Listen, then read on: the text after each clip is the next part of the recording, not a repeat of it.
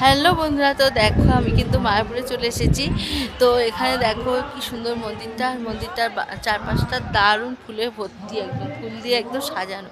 তো ভেতরে তো ঢুকতে পারবো না, ক্যামেরা নিয়ে ফোন টোন সব জমা দিয়ে মন্দিরের ভেতর ঢুকেছিলাম। তো এখন বাইরে বেরিয়ে তোমাদের বাইরেটা দেখাচ্ছি।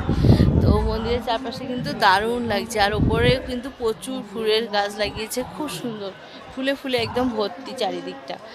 তো খুবই শান্তি লাগছে এখানে এসে, সত্যি। তো উপরে অনেক কিছু দেখলাম, ভবানন্দ মহারাজের অনেক ছবি দিয়ে অনেক কিছু দেখলাম। তো ভেতরে অনেক বই টই বিক্রি হচ্ছে, এখানে গীতা তোমরা তো জানো। আর ওই যে আমার পিছনে নতুন মন্দির তৈরি হচ্ছে, খুব সুন্দর লাগছে। আর এই যে মন্দির প্রাঙ্গণটা দেখো, প্রচুর লোক এসছে, দেখো চারিদিকে লোক ভর্তি, প্রচুর পুণ্যার্থী এসছে এখানে, ভীষণ ভালো লাগছে। তো চলো এবার একটু ওই চারপাশটা ঘুরে দেখি, আর কি দেখা যায় তোমাদের সাথে শেয়ার করব। ঠিক আছে, চলো।